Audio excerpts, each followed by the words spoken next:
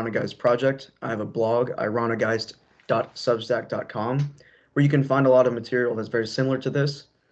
This is episode 2 technically, but we didn't publish the first one because it was good stuff, but it was kind of a mess. We didn't really know what we were doing. We didn't have our usual host, Fergus O'Rourke. But nonetheless, here we are on Sunday, November 19th. Jacob Little here is from Huntsville, Alabama. And Philip Swanson here is from New York. Jacob is a worker right now, but that does not in any way demean his really, really bright intellect and his ambitions for the future, and you will come to find in this episode that is 100% the case. Philip here is a scholar without a label, and that will soon change considering his trajectory in Eastern Orthodoxy and those types of studies. He's a huge fan of Jonathan Pageau. Jacob is also a fan of Jonathan Pageau, and I am also sort of a fan, kind of like Jacob, somewhere in the middle. And this makes for a really interesting bunch. Today we're going to talk about Thanksgiving. We're going to talk about the symbolism of households. We're going to talk about family struggles in households, what Thanksgiving really is. We're going to dive a little bit into the occult, which is not to say that we're going to participate in the cult, but we sure are going to talk about it. And this should be a really interesting episode. Especially if you have a family, you should tune in. Oh, that's just about everyone here, so everyone should tune in. We're going to start by talking about American Thanksgiving, which is a mostly Protestant holiday, but everyone in America understands it, whether they're Catholic, Protestant, Jewish, Hindu, any which way you look at it, Thanksgiving is a national holiday, so it applies to all. One thing I want to talk about before we begin any other subject is the struggles of the contemporary American household. And what are the implications of the contemporary American household, right? Why are families so spread out across the United States? Why do we have to make 4, 5, 6, sometimes 10 and 12-hour drives just to get to family a few times a year on Thanksgiving? And what are the ramifications of this? Jacob here has family across the country. Philip has family across the country. I have family across the country. This is a, quote, modern phenomenon. In the past, what existed was something called a multi-generational household, where you would have many generations. You'd have great-granddad, granddad, dad, and son sometimes in the same household. What happened to that? Why did it go away, and how do we recover that? Philip here is opinionated on the matter. Philip, what do you think about this? Yeah, I mean, Father Stephen DeYoung talks about, as well as Black Lives Matter, the organization talks about destroying the nuclear family. I agree with that notion, but not in the way that Black Lives Matter does, more so in the way that Father Stephen DeYoung does.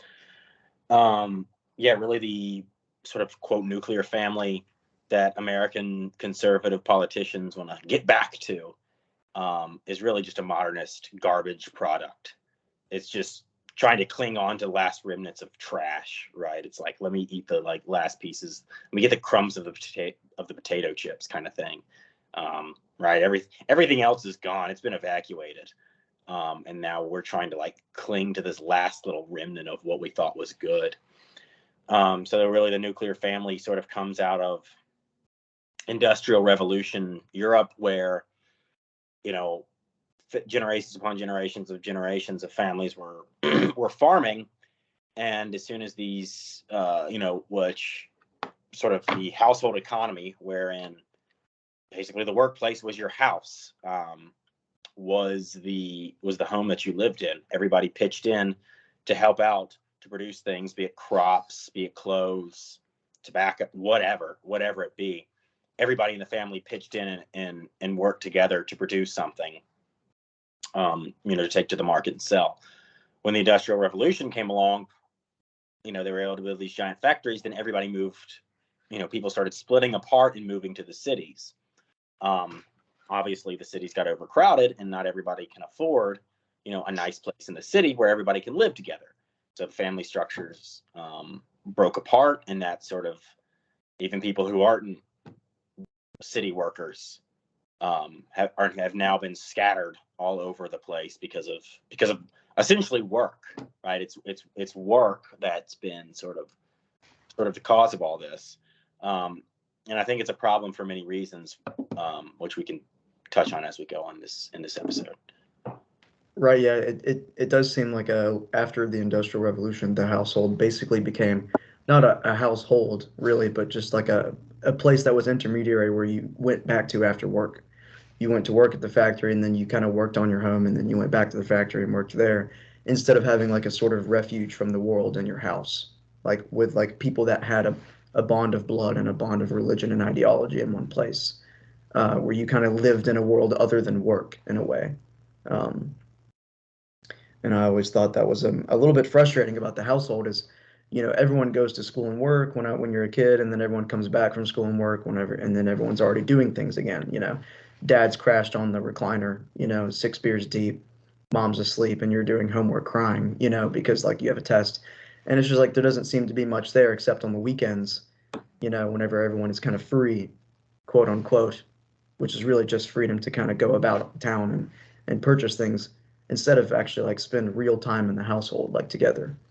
A lot of families don't even eat dinner together. My family did not eat dinner together for many, many, many years. Jacob, what about your family?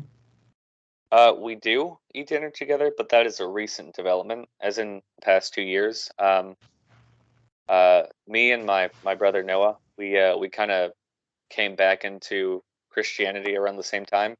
And while I was up at Spring Hill, fooling around with Graham, Noah was back here at the house, kind of being a based 16-year-old and laying down the traditional lay of the land. And he was doing things. He was uh,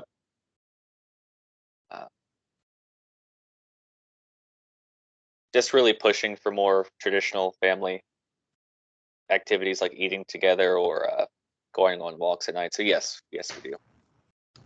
Okay. And I mean, I tried to do a pretty similar thing when I was living at home, and I know, someone that I used to date pushed for that too, and was very upset that, the family didn't eat together. It seems like something as simple as eating together and doing activities as a family, like going to mass, eating together, it seems to be a part of the Generation Z zeitgeist. Something in a lot of young men and women from the ages of, even, 16, 17 to 26 are starting to become aware of the fact that we lacked these things as children and that they were formative. They should have been formative to us so that we really understand family and can kind of put a stop to the cycle of no family connection. Everyone moves away and has kids. And then you get kind of like this spread out web of families across the country, where someone has your last name in California, someone has your last name in Florida, New York, the Midwest, even across the world. Philip here, in between jobs, lived with his family in the South with wife and child, right? Yeah, yeah. Do you have like any reflections at all about that experience? Living in the back house and so on and so forth. Yeah, I mean, it was definitely really hard, especially when sort of you you don't inherit things from you don't inherit a worldview from your family anymore. You inherit it from sort of external sources, right? So like the mythologies of the ancient world, the story of a people, right? Because you weren't just part of a family, you were part of a people. You were part of a family within a tribe, within a group, within a community. Right? So you always inherited stories, myths, traditions from your father. Tradition is something handed to you from above. You don't get to like make up your own tradition. That's not how it works. Nowadays, there's all sorts of competing things, and we've lost touch with that. People don't receive tradition or values from their father. Usually, they end up rebelling against their father and inheriting it from their peers for better or for worse. Right. So because I don't, and my father's a good man, and my family are, they're very good people. But because I don't now have the exact same worldview as my dad. Right. It was hard to integrate into the family. right? For example, like my dad, they just go to the Novus Ordo and that sort of thing. Right at the time when I was Catholic, I was driving an hour to go to Latin Mass. Like that's a huge sort of break in the family. We didn't share the same values on how things should be run, how money should be spent. So nowadays in America, it's extremely difficult to bring that back. It takes a lot of work. You have to be brought into it, or you have to sort of resubmit to your father, if you will. And if you and your father don't share the same worldview, then it's easier just to get out and start your own sort of thing than it is to inherit a worldview from your father that may or may not be worse than the one that you hold, that may or may not conform to the patterns of reality, that for better or for worse, right, closer or near, closer or further to conforming to these patterns of reality that you hold to be true, or that are just true in general. Mm. And Jacob, I think you and your brother do a similar thing, do you not? To kind of pull the religious split on Sundays? Yeah, we go to a Latin Mass, and my parents, they go to the Novus Ordo.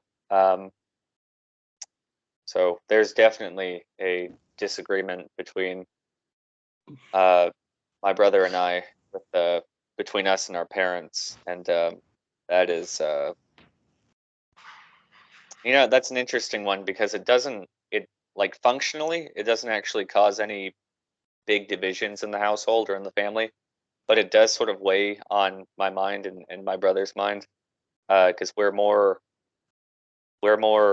I guess you could say, traditional. Whereas my dad, again, like Philip, he's a good man, and uh,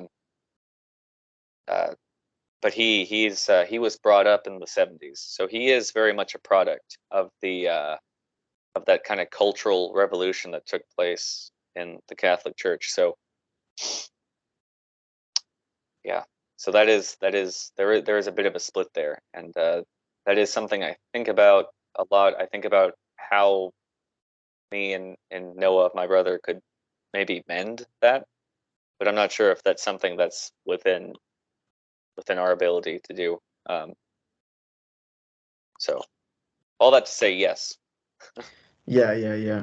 Um, and of course, it wouldn't come full circle if I didn't have pretty much the same experience. Well, not anymore since I moved out, but when I was living at home, I had the same kind of like interreligious strain between myself and then my mom and my dad, and then in many cases my sister. And kind of like my wake up call to this was when I was innocently kind of going in and out of the Latin Mass, like, oh, this is really nice, like it seems like this is like a much better way to worship. I feel much closer to God, and I know I am closer to God and much more able to kind of look vertically when I'm at the Latin Mass. And so, once upon a time, I invited my family to a Latin Mass about an hour away that I was going to at the time. And they were just about as naive about it as I was. We didn't really understand how real the disconnect was. And so we went, and I was trying to tell my mom during Mass about the customs that are different at the Latin Mass than the Novus Ordo, and she became very frustrated. And on the ride home from the Mass, it was either very quiet or there were some very crude things said, right? Like, for example, at the parish, there were a lot of young people. There were, 24, 25, 26-year-olds with a couple of kids, very young and well dressed. And a comment flew in the car about the parish being chock full of child brides, And that was pretty much whenever I was like, okay, something is either going to enlighten me or radicalize me, like in the next 2 years, like if this experience continues. And it did. Both occurred. And so Philip has had this experience. Jacob has. I have too. Something is occurring in Generation Z. We know that it's occurring. There's a discontinuity between us and just even the generation right before us, as we understand the world, religion, society, family. But no one can seem to pinpoint exactly what is causing Generation Z to suddenly wake up and realize that there's a deep set of incongruities here. So, gentlemen, what are we thinking is going on here? Why is everyone waking up just around the same time about these things? Um,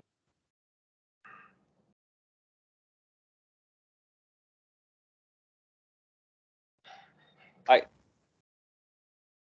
just it just seems like there's no optimism. Like the future, there's no way to look at the future optimistically anymore.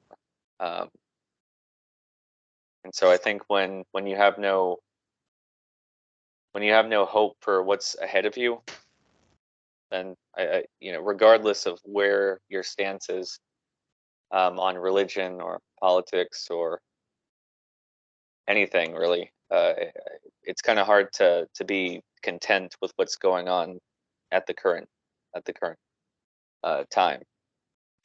Yeah, I agree. I mean, I think people are hungry, right? This is why you see things like spiritualism and like this obsession with sort of the occult and all these other sorts of things on the rise, right? Because people are frankly quite tired of a flat secular materialism because it just ends in nihilism, right? If the world is just a bunch of freaking atoms that bounce around, well, then who gives a shit? Like, who gives a rat's ass what happens to us? Nothing really matters at that point, right? People are longing for meaning. They're longing for meaning because they recognize, like, themselves are not going to be enough.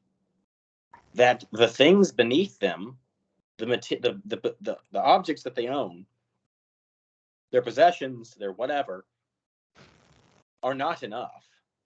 And so there's this longing for there's this sort of spiritual hunger that's sort of awakening in people, and I don't think they realize, and most people just don't know where to turn, right? So people are turning to all sorts of wacky, crazy things because, quite sadly, unfortunately, Western Christianity sort of helped push this materialism. Catholicism at first, but more particularly Protestantism, is the big sort of impetus for this sort of materialist Christianity. So it's like, well, let's not turn to Christianity. Let's turn back to the pagans because they had this cool spiritual stuff. So I think that's a big part of it. People are just waking up and realizing, like, hey, I'm tired of this sort of materialist worldview because my life is boring and it has no meaning, and I want it to mean something. So do you think maybe it peaked pretty much right when we were born, kind of like the culmination of generation after generation following that, that collapse of real meaning, like in the 1500s, it kind of like came to a point in the Industrial Revolution when we had some more stuff than we knew what to do with, and then everything became about stuff and things, and then the internet happened maybe. Yeah. Around the time we had like a normal-ish childhood, the three of us, and then like technology randomly came about like 14, 15 years old, anywhere between 10 and 15 for a lot of young guys. Um, maybe that woke a lot of us up as we saw like the world, and we saw people with opinions about how things used to mean something, and everyone kind of shared their idea about how to find meaning in things again. Yeah. This is a great segue, since we're talking about meaning, into two really interesting topics: the occult, which we are going to dive into, and symbolism, which is up Philip's alley, and the occult right up Jacob's alley. So we're going to start with Jacob. When we had yeah, well, maybe that wasn't fair. But in our pre-chat chat, as our erudite Irish scholar friend Fergus calls it, in our pre-chat chat, Jacob mentioned something pretty cool about a movie, which he'll talk more about, has to do with households. And Philip has a lot to say about the symbolism of households. And I'm really interested to dig in and find where those two perspectives intersect. So, Jacob, we'll start with you. What can you tell us about this movie? And basically, could you just reiterate what you mentioned before we went live, so to speak? Yeah, sure. So the movie is called A Dark Song. And for the purposes of what we're talking about right now, the plot isn't super important. It's about a woman who gets in contact with an occultist who is I forget what his like occult tradition is. It's some sort of Gnostic based spiritualism. And if you're familiar with the Goetia or the Key of Solomon, these are like old basically old books that are full of rituals for attempting to summon different entities. But so there's a lot of that in the film, and I haven't looked into it myself, but I've read that it's fairly authentic to the portrayal. But an interesting thing that I noted before we went live was in in the beginning of the film, this woman and the occultist that she's with, they have to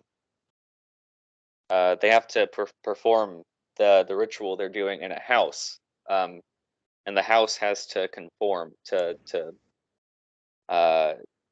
their needs. So the house has to be facing east. It has to the just geometry of the house has to be set up in a specific way. Anyways, but an interesting thing that they do when they're preparing for the ritual in the film is they designate a meaning, like a supernatural meaning, to each room within the house. So one room is designated to enlightenment. That's where most of the ritual will take place. One room is designated to chaos, and then one room is I think, and I'm going off of memory here. I haven't seen the movie in over a year, but one room is it's for spiritual decay. But what I found interesting was the idea that this this house basically becomes like a conduit for it almost becomes like a body for these supernatural events to occur. And each room has to be symbolic for what's literally going to happen symbolically. If that makes sense. There's like a symbolic occurrence within every room, but there's a literal thing that's corresponding with the symbolic symbolic designation of that room. But that just sort of ties into to something else that I think Graham and Philip wanted to talk about in regards to family and houses and Right. Yeah. things of that nature. Well, before Philip gets into the deep stuff, right, which is arguably the most interesting part, Jacob and I went into a couple of months ago. We went into a childhood house of mine in one of my old towns, and it had been over a decade since I'd been in that house, and I always looked at it as one of the last vestiges of childhood innocence. That house, kind of where it's kind of where I grew out of childhood and entered into like a deeper adolescence, and family drama came to a peak. And there was always something kind of like necromantic about driving by it. Like every time I drove by it, I had like an unseemly desire to kind of resurrect that childlike feeling of being in that house and playing baseball down the street and doing all these things that I felt like were kind of taken away a little bit too early. And I was always disappointed driving by it. So Jacob and I were walking around by that house just a couple months ago and saw that it was actually for sale. So I was like, Jacob, we should approach it. And Jacob was like, not really opinionated in either direction. So we kind of went along, and it turned out the door was open and it was empty and vacated. And we walked into the house, and it was surreal. I walked into my old room from 10 years before, when I was 11 or 12. And it did not take long for there to be pretty much a barrage of fleas, like all over my ankles. There had to have been 25, 30 fleas all over my ankles. I don't remember if there were any on Jacob. I was freaking out anyway, so I probably wouldn't remember. I don't remember seeing any fleas. Yeah, so that was what was the strangest. I took a few home with me that day, but luckily they didn't get a hold on me, and they didn't spread. I think they spread easier on dogs than people. But anyway, I have not thought romantically about that house since then. So there was kind of like this floating idea of like, oh my gosh, this romantic household where my childhood was still alive. And I walked into my childhood room, and there I walked out down the hall, and my childhood died. All of the excitement, the romantic idealization of that house. Walked in, checked out my room. This is so crazy. Fleas all on my ankles, and I left. And actually, funny enough, the reason we moved out of that house was because of fleas. And so I was pretty much brought back to reality, and I haven't looked fondly on that house since then. So That's my little story, um, which is interestingly symbolic right into Philip.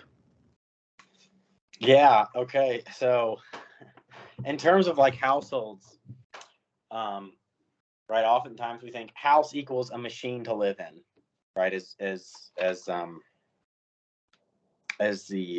Mircea Eliade in his book *The Sacred and the Profane* makes note of this French architect, Le Corbusier, which I guess he was a French architect, and I don't know how long ago, but basically with this modern period, right, we see like house equals machine to live in, and this is why houses continue to get uglier and uglier and uglier. If it's just like place where you sleep, place where you consume food, it's just this mechanical causality.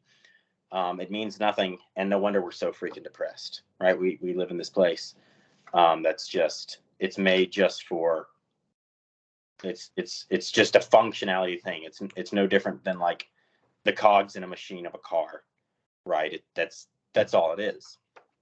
But sort of the phenomenological aspect of households. So where do we start with this? Right, at a basic level, why do we have houses? Well, it's to keep things in and to keep things out.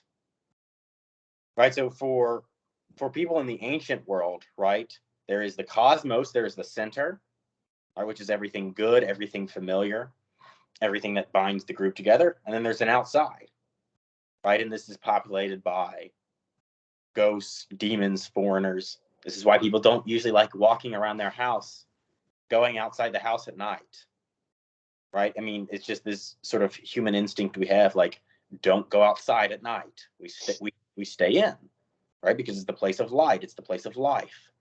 It's the place of familiarity, right? So when we build a house, right, when we establish a territory, right, it is going back to the very beginning of time, right? The ancients saw it as a place where what they were doing is doing the same thing that the gods did in the beginning, or in our case, God. Right? So when it says in the beginning God created heaven and earth, and it says the Holy Spirit hovers over the waters, it's talking about setting that chaotic mess that's outside of us and putting it in order. So it's setting everything right so that we can functionally, not just functionally, but so we can actually live. Right? You can't live outside. You have to have something to live in. Otherwise, you're going to die. Right? It's conducive to life. Order is conducive to life. So we have to set things in order. Right? We have to set things in order. It's not just like we have to live in this place because, right? So when you set something in order, right, the house is set up in such a way as to mirror that which the gods did in the beginning. Right? So you have the outside stuff. Right, and then you have sort of the four walls, which are the four corners of the world. You have a chimney. You have an opening at the top. At least traditional households do. You have an opening at the top, which allows an exchange of heaven and earth, an exchange to go up and down, things that are above and things that are below. All right, so when you establish a house, it's not just like a place you go to live in. Eliade describes it in this way, right? What is involved in undertaking the creation of the world, he says, to settle in a territory, to build a dwelling, demand a vital decision for both the whole community and the individual. For what is involved is undertaking the creation of the world that one has chosen to inhabit. So basically what he's saying is, when you set up and go and live in a place, you are founding a world. You are participating in the work of God. Not just like building, scrapping some cardboard together or some modern chic and calling it a house. You have an ordered structure that's conducive to participating in a higher reality and binding that household together. So it's like, for example, people talk about in Christian theology how having a family, like a wife and a husband and a child, you're participating in creation with God and creating like a sign of the Trinity in a way. Sure. Like, yeah. And the house is kind of like an extension of that. Like, you create the sign of the Trinity and then go out and create the world that you live in. Yeah, I mean, what was the first command that God gave? Fruitful and multiply, fill the earth and subdue it. He planted them in Eden, right? He planted them in the center. They were supposed to go out and bring the center into the entire world, not vice versa. What they did was vice versa, right? What they did was bring destruction upon themselves, not order the rest of the world according to the image of God, according to the pattern set out. That, once again, God did it in the first chapter. We see God create the world. What they were supposed to do is that same thing. That was their goal. There was a pattern that God laid out by creating the world. They were supposed to take that pattern a step lower and have it play out. Within them, and then therefore the rest of creation. And that very much fits in with when you hear in church, whether you're Catholic or Orthodox, the idea of communion and participating within the sacraments. You're participating within the body of Christ, which is further participating within the heavenly nature of God. You're continuing essentially what you're just doing. We're still doing what happened in the very beginning of Genesis. That is still going on. That is like not just. But Philip, I wanted to. I don't know. I don't think this is too much of a change in topic. It's the same topic, but not so much anymore. But traditionally, a home was built using materials that were gathered from the landscape around where somebody lived. Yeah. So I wanted to pick your brain on that and kind of see if you could talk a little bit about the symbolism there. You're conforming your what would you say? You're subduing the landscape by turning the literal landscape, the trees, maybe the mud, whatever materials you're using, the stone to build your domicile. I was just wondering if you could talk a little bit on that and maybe. Yeah, like you have. So you take that which is outside, right, and you conform it to a certain image, but in a way that's conducive to life, right? Because there's a balance, as Father Stephen DeYoung talks about. There's a balance between life and order, right? So the example he gives is a parking lot. Well, a parking lot's really nicely ordered, but what's the problem with it? There's no life there. Nothing can live, nothing can grow. Or you take the opposite example. You take a swamp. Lots of life there, plenty of things growing, but there's no order, and it's going to end up swallowing you whole. So what you're doing is you're taking the things that are around you, because the things that are around you are your world, right? Like materials from, I don't know, freaking Home Depot are not part of your world, right? You're having to go way out and pull things in and try to integrate things that are way outside into your world, which is hard to do. But if you do it with the things around you, if you do it with the very trees that you are familiar with, right, you are more perfectly ordering that which is around you, because that is what belongs to you. That is your domain. I think that's really important, using those natural materials, because it's sort of connected to fully uniting heaven and earth. Right? It's I mean, you are a union of heaven and earth, and then you go out with your own hands, with your own being, do the things that God does, instead of like, having the guys from Lowe's come and build you a house or something. I don't know, whatever local contractor you have. Yeah, thanks. That thought just occurred to me, and I was wondering what you might have to say about that. I think there's this kind of reminds me of a proverb I heard recently. Not a proverb, a saying. I think it's like a Russian, something you might hear from a Russian philosopher. Anyways, the saying goes like this: there are three things that a man should build or help to construct in his lifetime: a tree, a house, and a family. Yeah. And where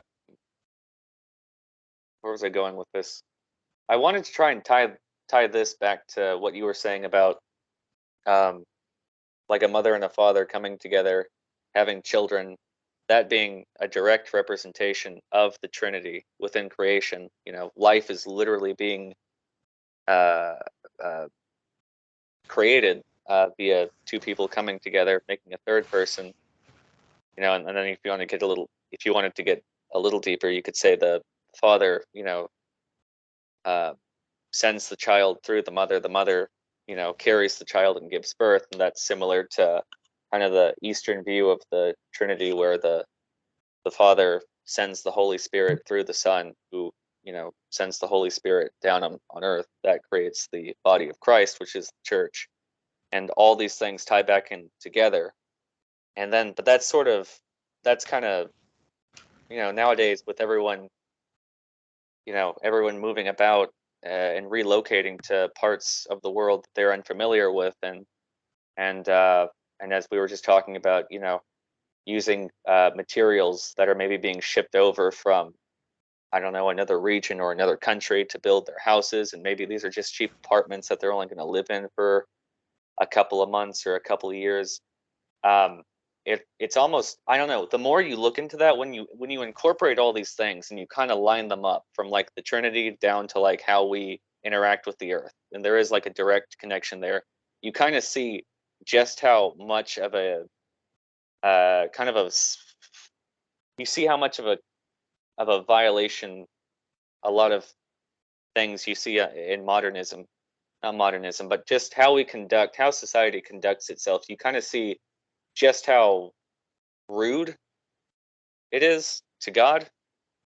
Does Mm. that make any sense?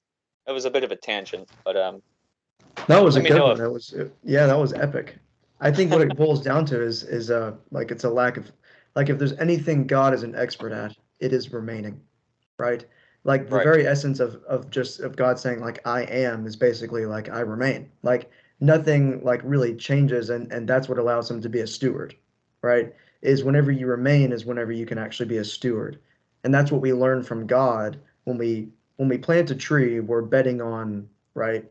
Like making something that's going to outlive us, Hmm. right? In the case of God, nothing outlives him, but when God plants a seed, it does grow, right? Like, but you have to tend to the tree, right? In order for it to grow and outlive you. And the same thing with the family. You are planting a seed, and it outgrows you, and it goes on to something else, and you build a house. And if it's a sturdy and good house, then it also outlives you. And if it's a multi-generational household, and it's not just a copy paste suburbia hell piece of garbage, that's just a machine, then you host multiple generations in that, and that's the connection between man and God, and man as a steward, right? Yeah. Man is someone who kind of like holds the wheel of the ship until he goes down, basically. Yeah. Yeah. No, that's good, right? I mean, it's the most, once again, like the tree. It's just the most basic pattern of union of heaven and earth, right? I mean, you could see it in all sorts of levels, right? Because it's hierarchically arranged, right? It grows time by time, and once again, this is where we get the image of a family tree, right? Because how is a tree planted? It's with seed and earth, right? It's with seed and earth. So in its very sort of inception, right? How does a family get started? With seed and with earth. So and then it's hierarchical, right? So you have, when you draw a family tree, you have great, great, great, great, great, great grandfather Lord Graham of Essex at the top, and then it gets bigger, bigger, bigger, bigger as you go down, right? So like the tree is this perfect sort of image of heaven. I mean, the tree's everywhere. This is why in all of these cultures, right, there is a sacred tree, because when you encounter the sacred tree, you encounter reality. Now Christians have a sacred tree too, and it's the cross, right? Which is also the tree of life and the tree of knowledge of good and evil, right? And it's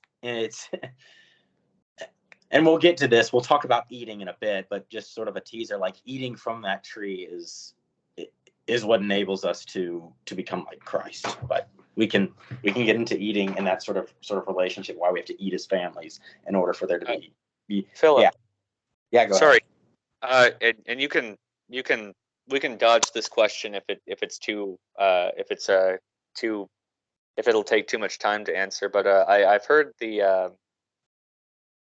I've heard people say that the cross of Christ is the tree of life. But you say it's also the tree of knowledge of good and evil. Can you talk about that a little bit? Because I don't know what that means exactly when you say it's the tree of knowledge of good and evil. And again, if that's too big of a question to answer right now, we can come back to it later. Yeah, Graham, is that too much of a tangent, you think? Well, I guess it depends on how we handle it, Oh. But I don't know. I kind of want to touch on the tree, like the symbolism of the tree, a little bit more because, like, it's running through my head, like you're talking about the hierarchy of the tree, the family tree, the sacred tree, the tree of knowledge of good and evil. Trees in different cultures, trees in pagan cultures, right? Where, we go and cut down pagan trees that represent gods. The tree is what led to the downfall of humanity. The tree of Christ is also what saved humanity. And I'm thinking about like just like how much of a stretch it really isn't. I mean, I know different stories and television shows and even in anime where the foundation of the story is a tree. Yeah. Like it all starts at a tree. Um, and that's incredible because a tree can also kill you. Like not only with its fruit, but it can fall onto your house. You can actually, you can delete yourself on a tree. There's so many, you can build a house with a tree. You can make a ship with a tree and use it to go so many different places. And I'm curious about the utility of the tree, and I know Western materialism, blah, utilitarianism, blah, but there has to be a connection between like the tree and like this endless utility of the tree. Yeah, I mean, right, because it's that once again, the most basic thing is it's that vertical axis between heaven, earth, and the underworld, right? It connects all of these planes of reality. In a natural sort of landscape, it's the tallest marker of where people can meet. Like, where's the most common place to meet? Well, we'll meet under the tree, right? That's why you see in The Hobbit, like or in the Lord of the Rings, right? Like the party tree. Like people are always meeting under trees, right? Oh. And so what happens is because a tree produces life, because a tree provides shelter, really in a way it's everything, right? Because a tree is a home. A tree is, at its inception, it's the union of heaven and earth. It's the vertical axis which connects heaven, earth, and the underworld. So it's all these things. So really, what we could say, it's the central point of the universe. Even like chronologically sort of speaking, right? Christ's crucifixion is the center of history. We base everything off of that. All of our dating, everything is based on, even if you want to be a stupid materialist hack and say, actually, it's Common Era and before Common Era. It doesn't matter. You're using the same time frame because it's marking the same event. So it doesn't really matter whether you use Common Era or before Christ. It's because it's marking the same event that took place on a tree. Because the tree is everything. Because it connects everything. It's the thing that mediates all it mediates all levels of reality. Heaven, earth, underworld provides a home. In and of itself, it is a union of heaven and earth because it's the seed. It's the seed, the invisible principle, going down and taking body within the earth. So that's why trees are so sacred, is because they're these places of communication with the gods, with God. So that was a lot, but that was awesome. Actually, there was no way, I don't think any of us were predicting that it would go there and we would like just start digging into the symbolism of the tree, but that's just how it goes. Let's dive into something a little bit different, which harkens back to the household thing we were talking about. Philip, you touched on right when we started talking about households, kind of like the banal, ugly, base look of homes that we see today because they're just machines, basically. Yeah. Right. It's not really like a center point. It's not a refuge anymore, and that's why you can drive down what used to be the cornfield in your hometown is now a line of suburbia hell houses, where every third house looks exactly the same, and it's all new growth lumber that would crumble if you flicked it, and big open space floor plans, stuff like that. A lot of people don't have a choice but to move into houses like that. My family didn't have much of a choice. We kind of had to choose that house because they happen to be very affordable. And that's the shtick, right? Is they're more affordable than custom built homes. And a lot of people who really would hate living there have to live there. So how do you transform yourself whenever you're living in such a soul-sucking environment? Just like lines of houses and they're all pretty much identical and you can't differentiate yourself from the rest of the hell, right? You can't really crawl out. You're kind of in it. Um, so what are some ways you can make a household to the best of your ability? Like you have a new family, what are your plans to make your household as whole and conducive to the authentic human experience as possible? That's Yeah. backyard included, front yard included, the whole shebang. I mean, in terms of like, if you're asking me what's my dream home and how I'm going to construct it, well, I don't have two pennies to rub together. So, um, I mean, that's a hard thing to do. In terms of just like raising a family and having it be actually a conducive environment for which we can live. I mean, the materials are important, of course, and it's in symbolic. So I'm not poo-pooing that, because look, I don't want to live in a IKEA home because it's shit and depressing, right? Everyone wants to live in like a nice, I'd rather, in all honesty, I'd rather live in a cabin that's built beautifully with no electricity than in an IKEA home with lights and everything and a electric stove and all that.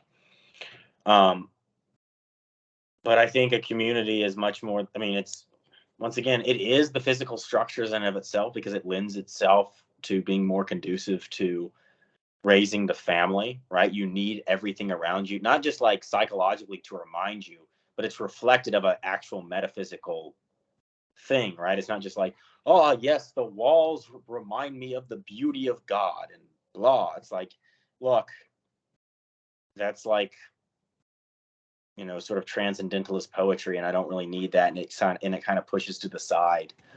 It kind of pushes to the side the actual significance of the structure, right? So you need we need beautiful churches in order to worship, because that's what they're made for.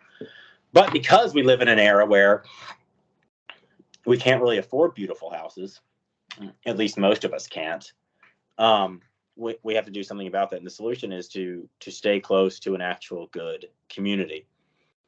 And as we've talked about previously before, Graham, we've talked about, I think it was a few months ago, we did this thing with Fergus where we talked about communities, right? Like your local pub, it's dead, right? Yeah. Like the bingo hall, with the exception of, all the boomers, it's done. It has no life left in it. Like all of these sort of traditional gathering places of a community are totally wiped off the face of the earth. They're no more. But the one thing we do have left is the church. We have the church. And if we want to go back to what we were talking about earlier, of what the center is, right? What happens at the church? Well, it's the creation of the world. It's the life of Christ. It's ultimately the sacrifice of Christ.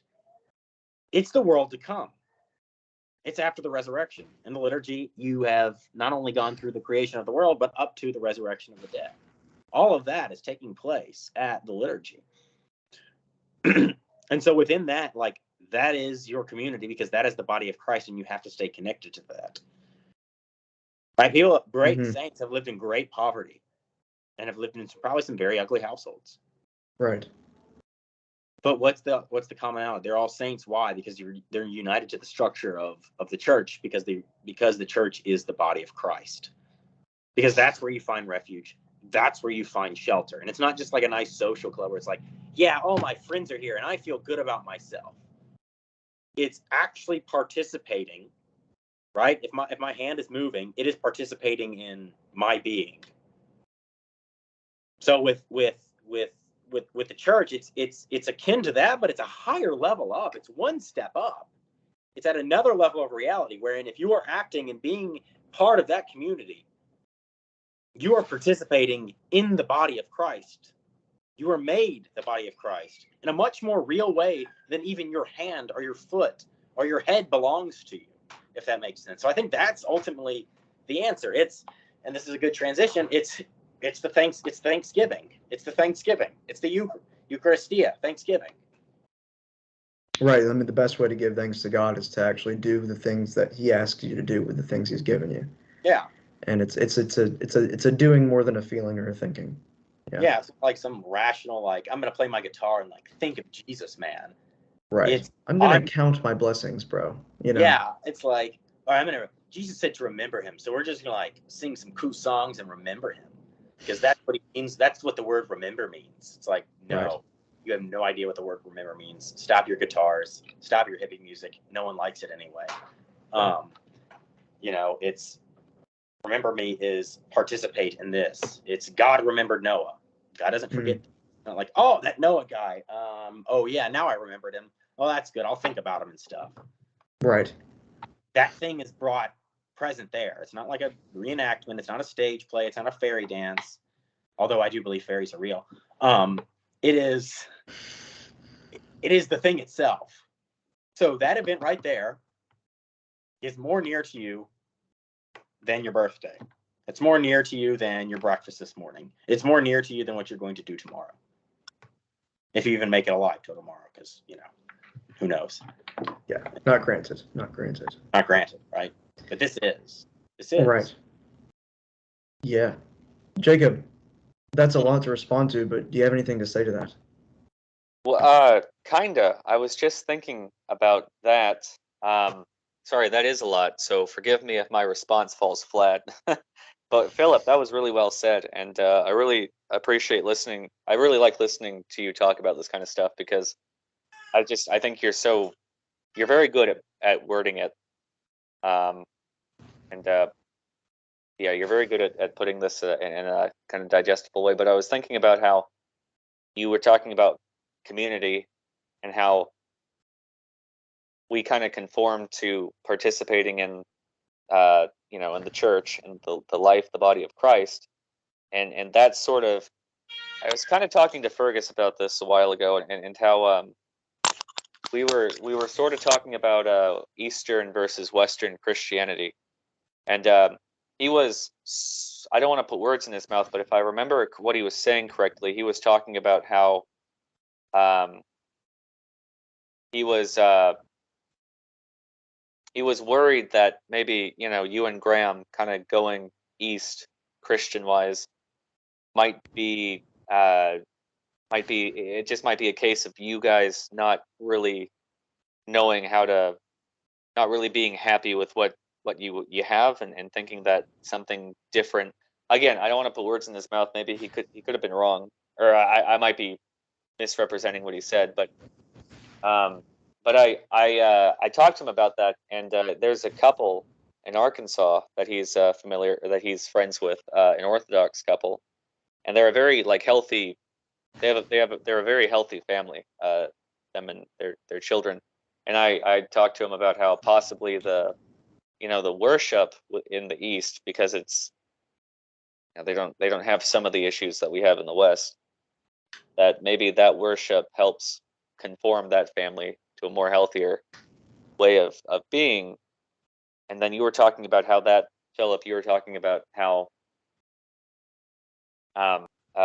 participating in kind of the liturgical life of the church, that is something that is, that's not just that's like an ever happening event. And then I was thinking about how that kind of ties back to how we were talking about Genesis, that tying back to how we live and how. You know what? I'm gonna dip out for just a second and let Graham maybe jump in there, because I've kind of lost the plot. I'm sorry. That's okay. Yeah. I had a half baked response and it fell apart. So maybe it'll come back in a minute. But if Graham, if you've got anything to say to anything, you might want to jump in for a second. Yeah, I mean, I don't know if this is going to just absolutely shoot off in the other direction of where you were hopefully going to go with that, but the well-formed couple in Arkansas, or wherever that was it Arkansas? Is that what you said? I think it was Tennessee, right? No, the it was Antiochian family. Yeah, Arkansas, just on the other side of the Tennessee border between Arkansas. Right. Oh, okay, that makes sense, because I guess he was in Memphis. Yeah. I mean, it's tough to comment on without basically just diving right back into the Novus Ordo problem, but I mean, we can touch on that. Yeah.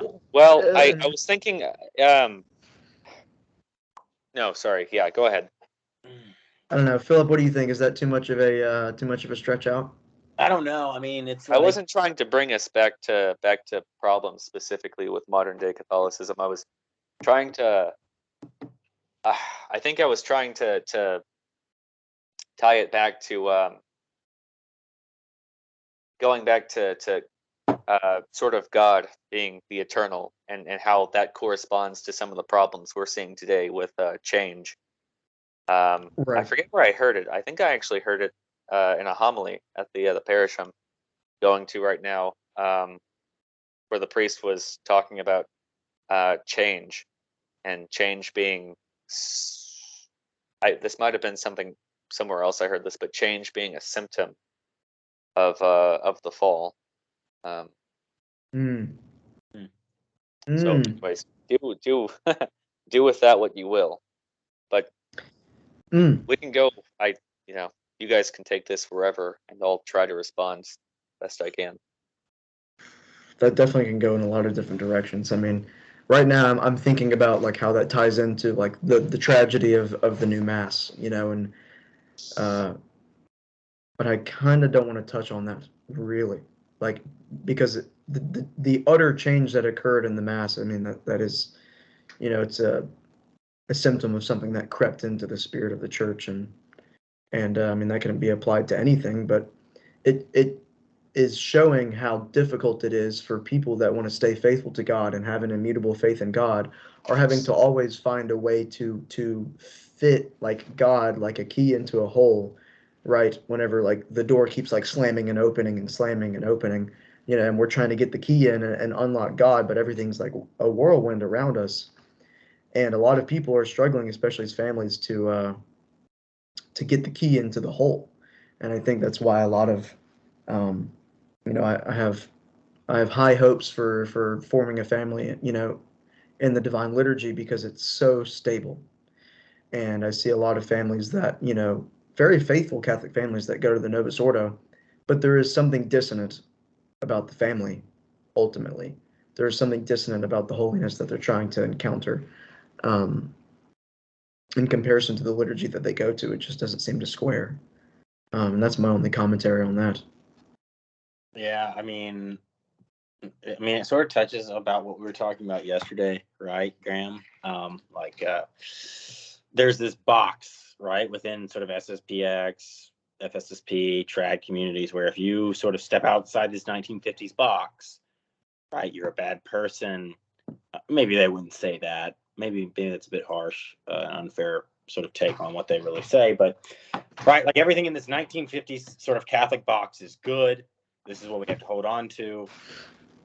Even they find like, they may find like older traditions kind of cool, right? But they ultimately in a lot of ways think they're very odd and don't hold weight. Anything new is like bad. Whereas like the Orthodox Church, right, the liturgy hasn't really changed, which is great, but it's the same principle being applied at all places and all times. Because if we say the church is Christ, right, and Christ is the pattern by which the world is made.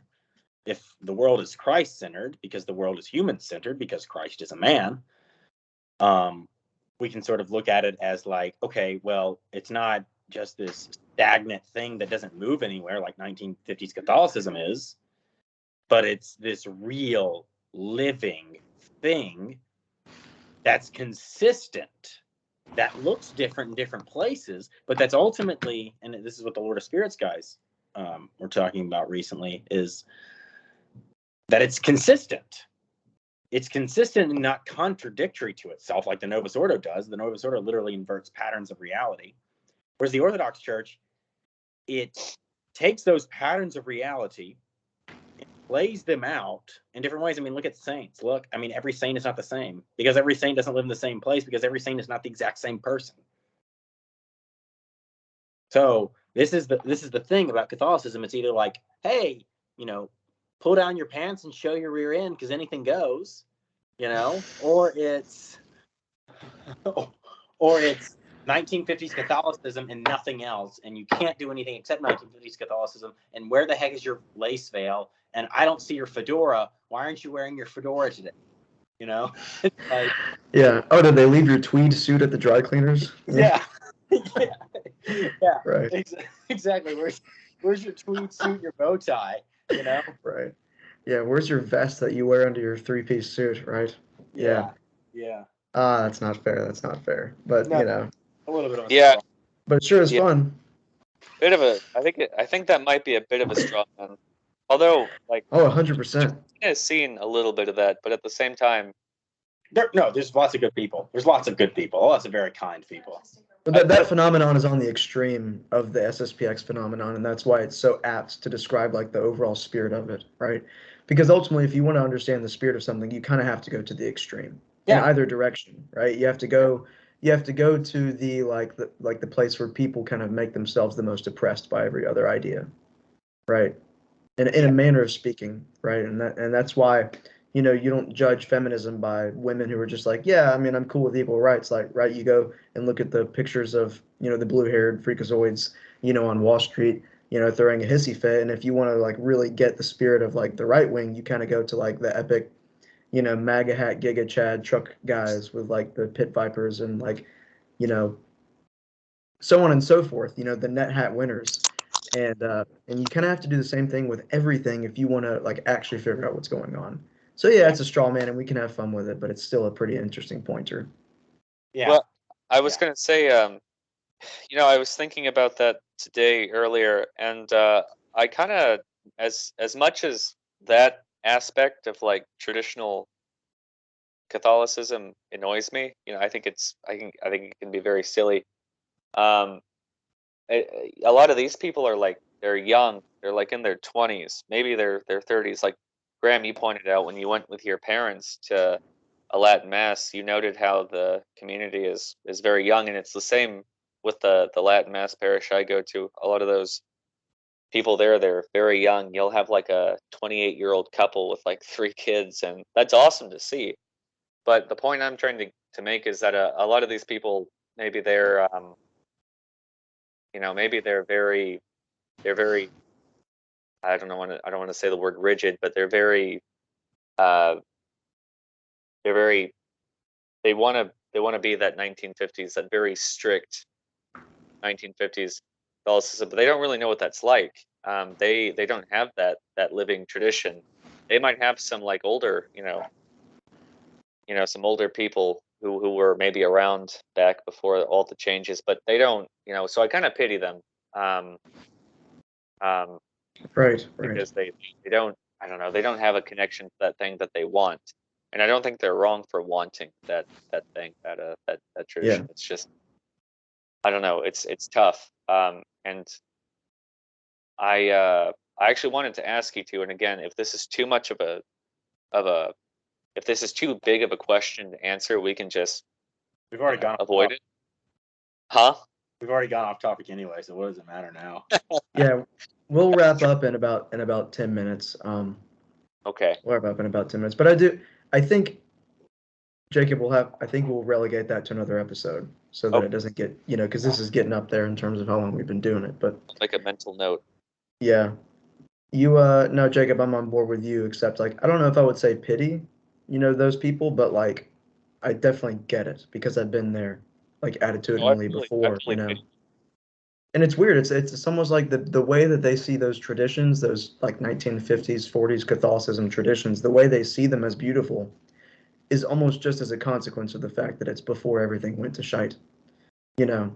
And because if they really understood it as those traditions as beautiful for what they were, then there would be more of a desire to go further back because even the 50s stuff is a little bit out there, you know. Yeah. Yeah. And that's how you know that they're only looking at it as beautiful at the end of the day because it is a reaction. It's the full pendulum swing back and then locking, you know, from what they inherited from their parents who were, you know, probably went to the Novus Ordo or weren't even religious in many cases, you know. Mhm. Yeah. So it's like, yeah, tweed suit, blah blah, like let's laugh, you know. But like in a way, it is like a very innocent, even for adults, it's an innocent and quasi childlike reaction to like being abused by like the system that we've inherited, right? And we haven't inherited dad, you know, we've inherited, you know, Pantsuit some mom. yeah, pantsuit mom. You know, we didn't receive tradition like Philip was talking about earlier in the episode, and so we're just having to go for whatever looks like the most like what we're lacking. And so there's a huge empty category, and we just like fill it up with the tradition and the tweed suits, you know, and and the mustaches. Anyway, that's my commentary.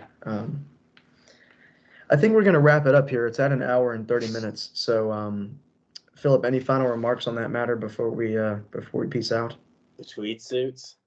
Well, I mean, not like on the tweed suits in particular, but like, you know, just on the Novus Ordo stuff. I mean, yeah. I mean, I think you're right. Like, at the end of the day, right? It's just. I think because the patterns of reality work such that when you have a highly structured, overly oppressive order, it necessarily crushes things and enables for destruction, which is a flood. So a flood comes in, and this is what you see with the Novus Ordo. You see a flood coming in, you see it shaking everything up. Right is left, left is right. Clowns are at the altar, and you have dancing women, people rising to play. It's a reference to Exodus, so make of that what you will. Yeah, it's this chaotic, inverted sort of reality that's going on, and I think once again it goes back to what we talked about the other night. When you saw off yourself from the branch, you're prone to these sorts of massive pendulum swings of uber conservative, or tap dancing woman, oh happy day liberal, and you don't have a center. All you have is sort of marginal factional realities. And that's the thing with Catholicism. It's like you have this factional reality over here, and this one over here, and this one over here, and this one over here. Whereas with the Orthodox Church, it's like, this is what I've inherited from the church. This is what the church has always taught. It looks a little bit different than it did in the first century, but that's because it's not the first century anymore. Doesn't mean things have quote unquote changed, right? No, in fact, things have stayed very much the same within the Orthodox Church. The only thing that's changed is sort of the sort of some of the exterior stuff that comes with the change of time, right? We don't dress the same way as the apostles do. Yeah, that's a change. Doesn't mean it's bad or all change is bad, but the tradition has remained intact. The liturgy, everything else, which is not liturgy, is not separate from theology, by the way. It's all remained intact. So that's it. So there's a center there. There's a center there. So Philip, if you don't mind me jumping in, I guess this is for both you and Graham. Just a final question. What exactly is the future of Western Christianity? Like, is it just dead in the water, and Orthodoxy is gonna come and over? Because I don't think that's necessarily real. I don't know if that'd be I don't know. I guess that's my question. What is the future of Western Christianity? And if you could sum up your answers in only 3 words, that's a joke. You take as long as you need to answer. Soon to drown. That's what I would say. Soon to drown. I don't think there's gonna have to be a flood, like Philip was talking about. Like, if there's gonna be any sort of restoration whatsoever, it's gonna have to be like a complete, like the Catholic Church is going to have to completely re-understand itself, because the current system that it's operating under it's just basically bred to suffocate traditionalism. And if we contend that traditionalism is the more authentic expression of Catholicism, then one or the other is going to live, right? And it's looking like it's not going to be traditionalism. So. Yeah. And I think the only way that for Western Christianity to survive is within the arc of the Orthodox Church. Because as we've seen recently, right, and as we've talked about before, and recently Jonathan Bejo and Father Andrew Stephen Damick had a video about incorporating pagan symbolism into Christianity. It's like, look, if the church can, incorporate and integrate pagan worship and pagan elements into her liturgy, who the hell is to say that she can't do that with a Christian, with Western Rite, which belonged to her for over 1,000 years? So I think that's the future of.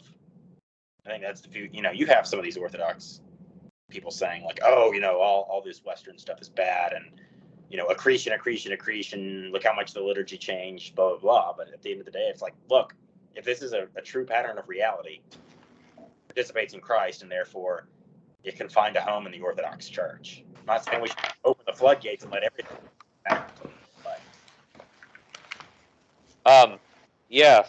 Okay. Well, I heard. I was actually listening to an interview with a Western Rite Orthodox priest earlier today, and he personified like the Western rites. No, not Western rites, but he personified the rites of Western Christianity as he personified them as the prodigal son, you know, returning back to the family after exiling himself.